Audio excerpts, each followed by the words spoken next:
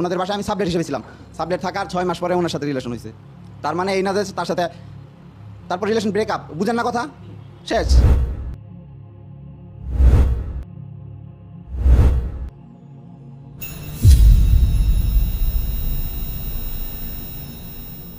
Target এখন মুসলিম মেয়েরা, সাম্প্রদায়িক উস্কানি নয়, বরং উম্মার মেয়েদের সতর্ক করাই আমাদের লক্ষ্য।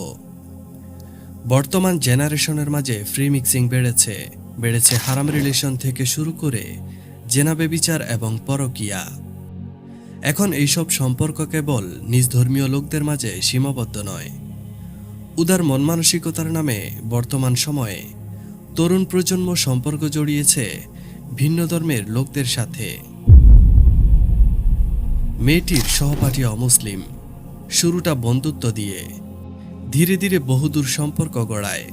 একসময় অমুসলিম বন্ধুটির হাতে হয়তো হতে হচ্ছে সংঘবদ্ধ ধর্ষণ কিংবা মুসলিম হয়ে যাবার নামে বিয়ে করে হচ্ছে প্রতারণার শিকার। হে উম্মার মেয়েরা, ইসলাম অন্য ধর্মের লোকদের বিয়ে করা জায়েজ করেনি।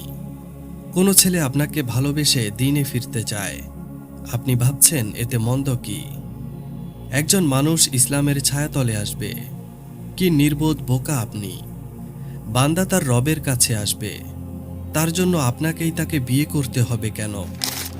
আপনি কি নিশ্চিত পরবর্তীতে তার ধোঁকা খাবেন না? আপনি নিশ্চিত সে আপনাকে ছেড়ে চলে যাবে না? ইসলামে আপনার জন্য পরপুরুষের সাথে কথা বলা জায়েজ করেনি। আপনার শুরুটাই তো হচ্ছে অবৈধ।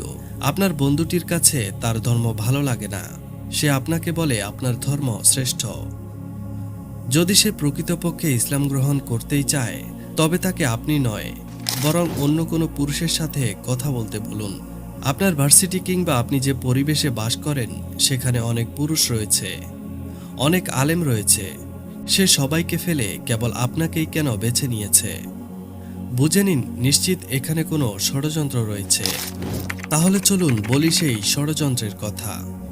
বর্তমানে এমন একটি চক্র আছে যারা মুসলিম মেয়েদের বিভিন্ন ফাঁদে ফেলে তাদের নোংরা উদ্দেশ্য পূরণ করে। তাদের টার্গেট মুসলিম মেয়েরা এবং মুসলিম মেয়েদের জীবন নরক বানানো। মুসলিম মেয়েরা ধর্ম পরিবর্তন করবে না, সেটা তারা ভালোভাবেই জানে। তাই তারাই ধর্ম পরিবর্তনের নাটক করে আপনাকে করবে সর্বশান্ত।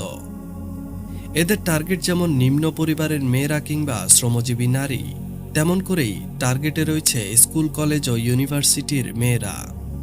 হে উম্মার মেয়েরা, আপনার জন্য অন্য পুরুষের সাথে বন্ধুত্ব করা জায়েজ নেই। সাম্প্রতিক একটি ঘটনা বলি, হয়তো আপনারা আশেপাশের পরিবেশের সাথে রিলেট করতে পারবেন। একটি অল্প বয়সী মেয়ে পরিবারের সাথে ফ্ল্যাটে থাকেন, তো তার পরিবার সেই ফ্ল্যাটে সাবলেট হিসেবে ভাড়া দিল এক হিন্দু ছেলেকে। একই ফ্ল্যাটে থাকতে শুরু করলো ওরা।